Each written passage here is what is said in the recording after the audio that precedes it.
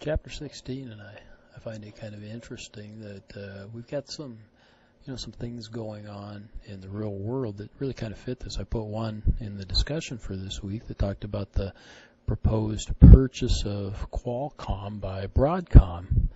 Okay, $105 billion, so a big purchase of chip makers that supply chips to like Apple and other computer and device makers, I guess. And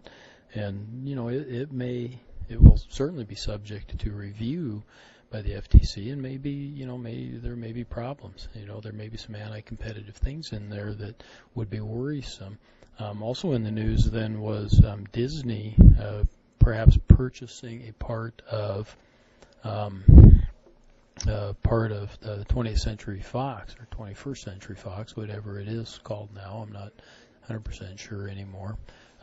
That I doubt would be subject to the same competitive types of concerns. Yeah, isn't that the truth there? So things we're going to talk about here, understanding the economic assumptions on. You guys can read through those, but we'll talk about those. So why do we study it? Why do we look at it? Because it applies equally to small and large businesses. Doesn't we read about the big ones, of course. They're in the newspapers more often, but it could happen locally. Two local gas stations fix prices on a gallon of gas. That could be considered anti-competitive and be a violation of the antitrust laws. Okay, violations are very serious. Could be loss of job, loss of business, fines, possible imprisonment even.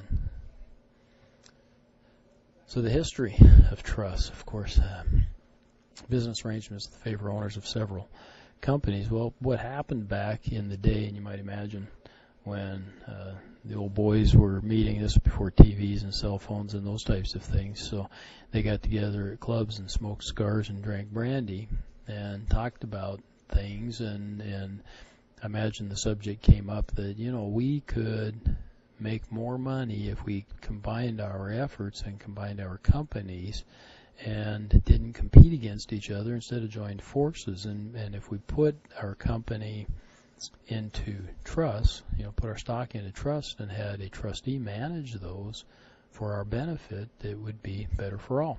So that's what they did, right? And worked pretty well for a while. But pretty soon there was some public concern about it. Newspapers were writing about it and saying, what had happened. And of course they didn't have the internet or things like that. But newspapers, we did a pretty good job of covering the law. And as a result, Congress responded and eventually did pass the Sherman Act of 1890. And it was the first antitrust law. And we'll talk about it in a little bit more detail.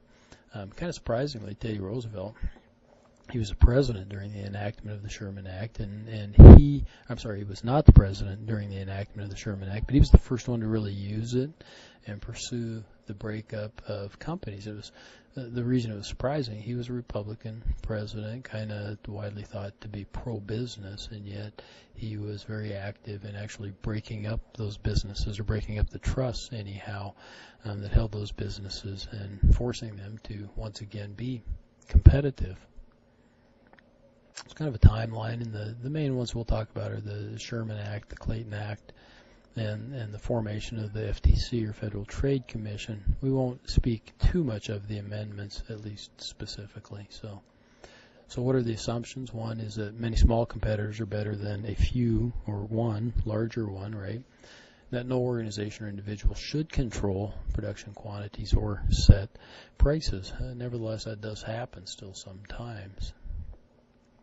The Chicago School says that, Chicago School of Business or Economics, says efficiency is the key, that we should worry about that and not be so concerned about the number of competitors and whatnot.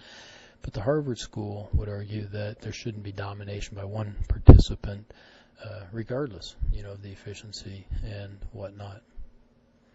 So we'll talk about the Sherman Act then as we go to part 2.